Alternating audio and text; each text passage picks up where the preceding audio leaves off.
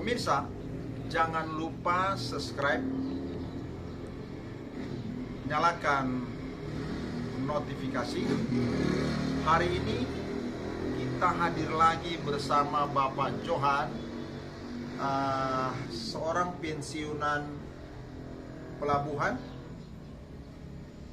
pegawai negeri sipil yang kemudian telah menjadi petani dan memiliki beberapa lahan, yang salah satunya lahan 8 hektar berisi cengkeh, kopi, dan berbagai tanaman lainnya yang kemudian ingin dirampas dengan cara tidak wajar, tidak patut, bahkan sampai digiring di penjara.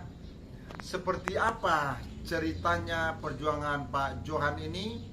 Kita akan dengar nantinya. Oke, selamat sore Pak. Selamat sore Johan.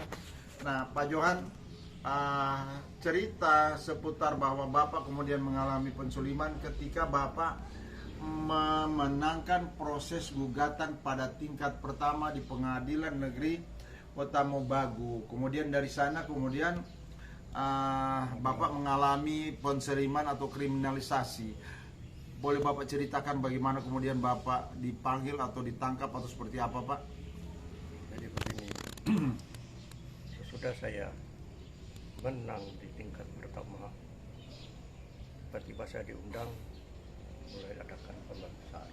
Pemeriksaan terkait tuduhan apa, Pak? Itu menyangkut undang-undang kehutanan. Oh, jadi Bapak dituduh seperti apa? Apa merusak atau apa, Pak? Menyerobot. Oh, jadi menyerobot hutan. Ya. Oke, silakan, Pak. Di sisi lain, bukan kalau seandainya menyerobot, itu kan tanah bekas perusahaan jaga warna. Ya. Jadi pohon kayu besar sudah ada.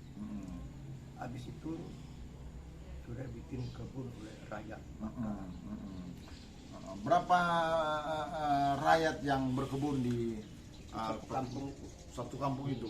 Boleh 30-40 orang yang berkebun atau 100? Jadi baru karena saya berani ambil karena saya dilengkapi dengan keterangan ada. Oh, jadi ada keterangan ada tentang kepemilikan lahan.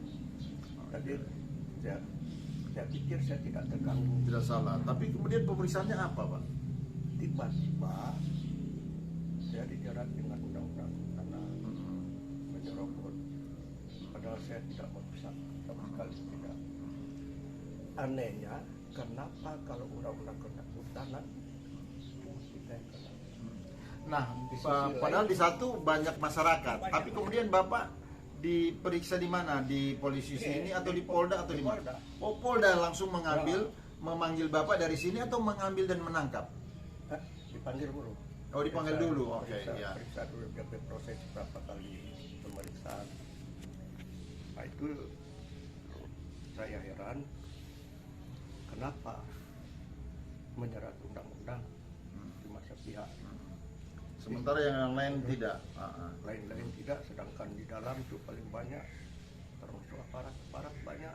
Banyak aparat juga yang mengelola tambang di situ, mengelola perkebunan situ, Banyak. yang kemudian akhirnya berujung jadi tambang. Oke. Nah, terus selanjutnya diperiksa. Sisi lain kenapa cuma saya kena? Oke. Kemudian dari pemeriksaan itu Bapak dibawa kemana? Nah, sudah itu saya kan awam masalah ini, saya diundang ke Polda. Artinya dari Polda setelah diperiksa itu Bapak di mana dibawa? Ke Kejati. Kejati, Kejaksaan Tinggi. Nanti situ saya langsung ini, Pak sudah pernah ditahan dan belum kenapa. Belum lagi dikasih tahu bahwa saya ditahan. Siapa yang tanya itu? Petugas dari Kejati. Jati, Kejaksaan. Nah, terus petugas awal. Habis itu sudah dikawal. Dikawal. Tapi jalan tiap Dari pemeriksaan dari Kejati, Bapak dikawal dibawa kemana? Kejari sini Pak katanya. Oh, dibawa ke Kejari Kota Mobagu. Untuk ditahan. Tahun berapa itu, Pak? Wah, kira-kira 2 tahun lalu lah. 2019 kurang lebih situ. Tahun lalu lah. Oh, 2020 21. 21. Oke, 2021 dibawa di Kejari. Nah, kemudian dari Kejari dititip di Polsek Lolayan. jadi Kejari malah menitip Bapak di Polsek Lolayan. Lolayan. Nah, terus apalagi selain pemeriksaan dari kejaksaan, Pak? Kemudian setelah itu diperiksa di Lolayan. Apa yang terjadi? Mungkin ada tawaran atau apa? Makanya itu saya pertanyakan kenapa. Atau kemungkinan dekat dengan perusahaan. Memang betul dugaan saya bahwa memang 3 hari sudah ada kunjungan dari pengacara. Jadi pada saat di Polsek ada kunjungan dari mana, Pak? Perusahaan. Nah, apa pengacara? Oh, pengacaranya perusahaan. Nah, siapa itu pengacara kalau saya bisa tidak tahu? Itu dibawa anak buahnya ini Henry Indraguna. Hendrik Indraguna. Pimpinannya. Oke, Hendrik Indraguna sebagai pimpinan pengacara perusahaan JRBM ini datang mengunjungi ke Bapak. Ya. Hendrik dengan anak buahnya atau cuma Hendrik? Anak buahnya. Oh, cuma anak buahnya. Oke. Sempat dia sama saya bahwa dia kurang sehat. Oh, jadi Hendrik menelepon bahwa anak buahnya mau datang bertemu Bapak. Nah, apa yang mereka bicarakan dengan Bapak? Nah, itu yang sudah ditawarkan sama kita, kalau bisa Pak Yohan, kita ada inisiatif bagus, kita bisa bertahan dalam terima saja uang ini, kalau bisa tapi keluar aja. Terima uang ini apa? Berapa jumlahnya? Sekitar 300 lebih ya. Nah, jadi 300 lebih tambah 300 yang pertama berarti Bapak harusnya sudah terima 16 juta lebih. Nah, terus Bapak terima, Pak? Enggak, saya bilang enggak. Bapak Saya tetap bertahan. Tetap kita bilang saya bertahan mana keputusan Mahkamah Agung. Bahwa keputusan harus bayar. Bapak tetap bertahan. Nah, terus Habis itu sudah mulai awal sidang, masih ada. jadi dari Polsek Bapak kemudian mengikuti sidang. Dipanggil sidang atau ada yang bawa sidang? Sudah bawa jaksa Jadi jaksa mengambil dari Lolayan ke kejaksaan. Nah, jadi jaksa ambil dari Polsek kemudian sidang. Tapi masih ada kasih negosiasi bagaimana. Oh, jaksa mengatur negosiasi lagi. Artinya bukan mengatur.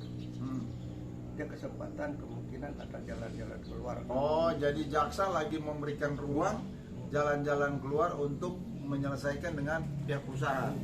Nah, kemudian apa yang Bapak ambil? Saya ditawarkan tambah 500. Oh, jadi dari 300 naik jadi 500. Nah, 500 berarti total Bapak akan terima 800 atau 900 juta ya. Nah, kemudian apakah Bapak menerima itu? Bapak tetap menolak, bertahan. Sidang terus berlangsung. Jadi sidang terus berlangsung. Sudah berlangsung. Sudah itu sidang saya minta pindah dari Polres pindah ke LP. Oh, jadi dari Lolayan dipindahkan ke Polres. Iya. Nah, dari Polres kemudian Bapak minta pindah. Di LP. Oh, Bapak yang minta pindah, bukan mereka yang pindahkan. Bukan. Oh, jadi Bapak minta pindah di LP. Nah, pas kembali di Polsek, kita nggak mau. Oh, jadi sempat dibawa ke Polres dulu, mau dikembalikan lagi di Polsek, Bapak tidak mau, tapi kemudian Bapak minta ke LP. Nah, oke ya, ini luar biasa, ini aparat bermain, membuat Bapak harus mengalami seperti itu. Nah, setelah itu putusannya tahun berapa? Jadi, Putusannya tahun berapa dan berapa lama? Berapa kali sidang? Putusannya saya dituntut 5 tahun. 5 tahun penjara.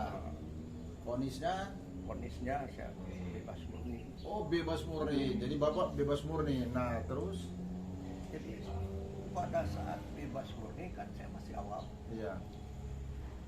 Tanya, bilang saudara terdakwa mengerti hukum, mengerti, bukan mengerti, paham. Kenapa begitu? Kepahaman saya begini, saya kurang mengerti, tapi paham. Keputusan sudah ada, yang mulia yang terhormat tanda tangan kemenangan saya. Tiba-tiba saya dijerat pasal ini tanggal sekian. Terus sama Oh, dia. jadi Bapak menceritakan kembali bahwa Bapak menang pada proses hukum yang lain, perdata, tetapi tiba-tiba Bapak dijerat melakukan pidana penerobosan hutan. Oke, nah terus oleh hakim? Hakim dia baca sesuai pasal-pasal ini, jadi kamu terima dulu. Ke rumah, dibebaskan. Saya kan itu paham. Kita kurang tidak Pak John keluar bagian itu kan. Pernah di sidang. Tidak. Nanti dorang bil keluar Jo. Hai. Ada bilang tadi cuma di rumah Bapak dia. Jadi kita tidak tanggapi.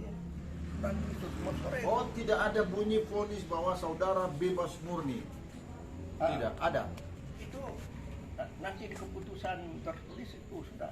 Oh, jadi Bapak mengetahui Bapak bebas murni itu nanti melihat apa? Tetapi waktu sidang hakim cuma bilang pergi jo di rumah. Nanti sebat waktu dipanggil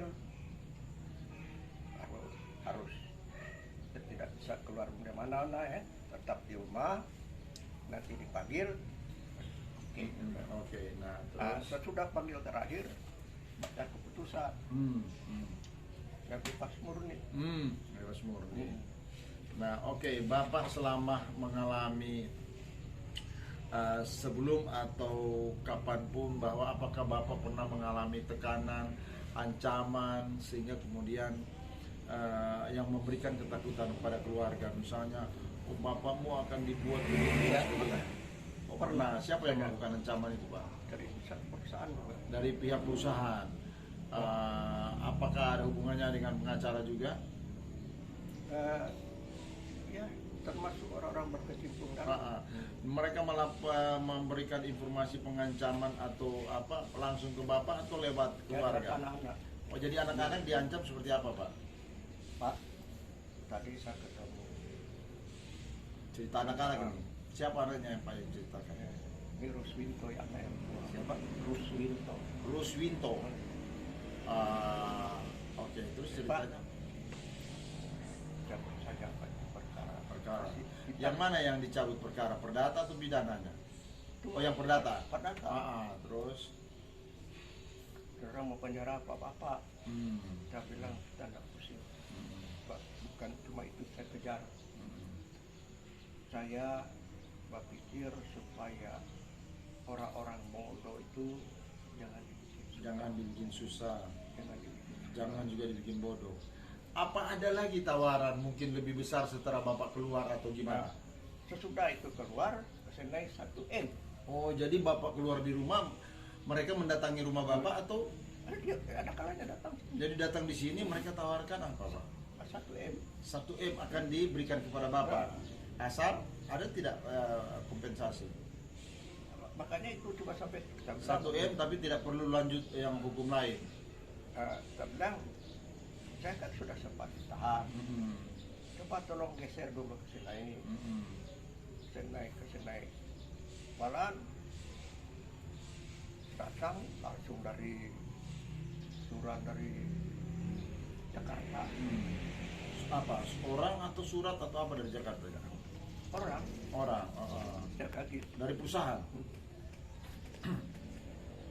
Kita nggak usah sebut orangnya, orang besar.